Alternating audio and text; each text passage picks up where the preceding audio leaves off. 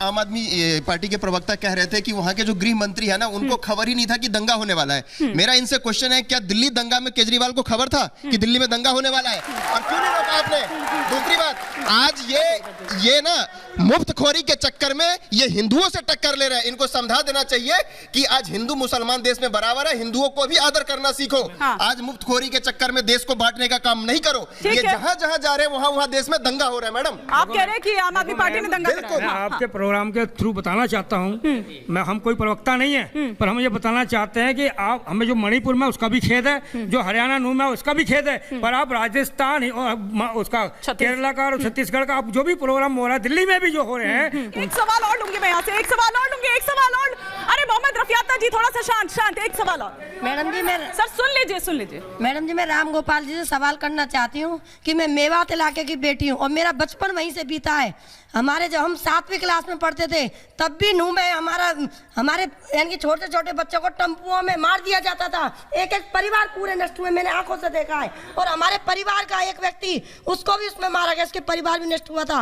और अभी हमारे जोड़ेरा की मैं बेटी हूँ, और जिसमें अभी परशुराम जयंती हुई थी, उसमें हमारे परशुराम जयंती के ऊपर मुसलमानों के द्वारा हमला हुआ था और मुसलमानों को ताजिया निकलता हमारे यहाँ पर। कभी भी हमारे हिंदुओं ने एक बार भी दंगा नहीं किया। ठीक है, बैठ जाइए। रामकृपाल जी हैं, रामकृपाल जी से दरअसल ये था, वरिष्ठ पत्रकार है रामकृपाल जी, ये बात तो बिल्कुल ठीक है। मैं आ रही हूँ सर। रामकृपाल जी, बात तो बिल्कुल ठीक है कि नूह किस तरह का इलाका है, सरकार को इसकी जानकारी, और आप इससे पहले भी डिबेट में बैठ चुके हैं, हम लोग शो कर चुके हैं, इस पर बात कर चुके हैं। आपका समझ रहा हूँ, बिल्कुल सही है। देखिए, मैं हमेशा ये कहता हूँ कि अपराधी होता है, और निश्चित तौर पर अपराधी जो होता है उसको जो प्रोटेक्शन देने वाले होते हैं वे सबसे बड़े अपराधी होते हैं। और अगर वो ये काम करें तो कभी भी अपराध नहीं पनप सकता है।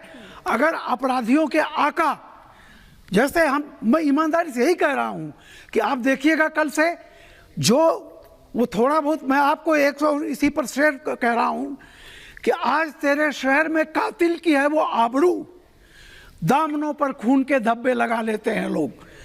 कातिल को इज्जत बख्शी जाती है, इसीलिए सब दंगे बढ़ते हैं। अगर कातिल को हर सोसाइटी वाला अपने यहाँ अपराधी को अपराधी माने तो ये चीजें नहीं पनप सकती। मेरे कहने का अर्थ यही था।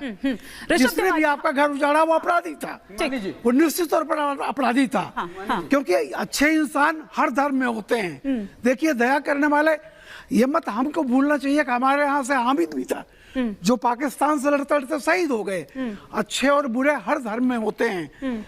मैं सिर्फ ये कहता हूं कि वे ज्यादा गुनहगार हैं जो लोग अपराधियों को प्रोटेक्ट करते हैं अपनी राजनीतिक रोटी सेकने के।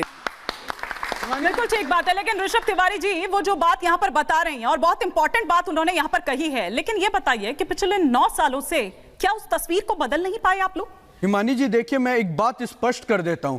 भारतीय जनता पार्टी राजनीति को राष्ट्रनीति के चश्मे से देखती है, और हमारी राष्ट्रनीति यह है कि अगर आप कलाम बन के लेकिन दंगे होने वाले ये नहीं भाप पाया। हिमानी जी प्लीज, दंगे होने वाले ये नहीं भाप पाए आप तिवारी जी।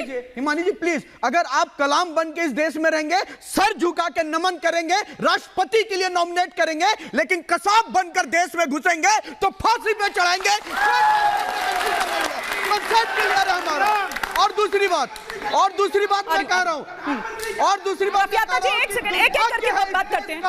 रफियाता जी एक करके रफियाता जी एक करके देखिए, इस तरह से डीरेल होती है डिबेट। रफियाता जी देखिए, आपके साथ में संजय जी और जवाद साहब कितनी शांति से बैठे हैं। अरे सर रुक जाइए, आपकी बारी आएगी, इंतजार करिए ना। देखिए, ऐसे में कुछ भी समझ नहीं आता रफियाता जी, ऐसे में कुछ भी समझ नहीं आ रहा है। नहीं, मुझे नहीं समझ आ रहा है आप क्या कह रहे हैं सर, मुझे नहीं समझ आ रहा है। एक बार उनकी बात कंप्लीट होने देते हैं तिवारी जी। इस तरह के बिहेवियर को ही कहते हैं कि बीच में टांग अड़ाना, गलत को गलत में सह देना। ये चिल्ला रहे हैं बीच में, सत्य सुनना नहीं है इन्हें। तिवारी जी, आपने मेरी बात का जवाब नहीं दिया। आपने एक सेकंड रफियाता जी, एक सेकंड सर, मैं इतना नहीं चिल्ला सकती। नहीं तिवारी जी, लेकिन एक बात बताइए ना, सरकार नहीं भाप पाई थी कि जो सोशल मीडिया पर इतने टाइम से अगर ये सब तैर रहे, दोनों तरफ से थे, ऐसा नहीं है कि किसी एक तरफ से थे, क्यों नहीं भाप पाए? और ये बताइए कि 5 महीने से जिस मोनू मानेसर की यहाँ पर बार बार बात हो रही है, 2 राज्यों की पुलिस उसको ढूंढ रही है। मतलब ये डायलॉग तो हमने सुना था शाहरुख खान की पिक्चर में, लेकिन आपने तो वाकई उसको हकीकत यहाँ पर करके दिखाया है कि मतलब आप अगर नहीं सर, तो जो मामले उसके खिलाफ दर्ज है उस पर कर क्या दिया? तो 5 महीने से जब आप कोई एक्शन ही नहीं ले पाए तो इसके मास्टरमाइंड तक इसके मास्टरमाइंड तक कैसे पहुंचेंगे तिवारी जी? कमाल की बात करो, कमाल की बात करें। तिवारी जी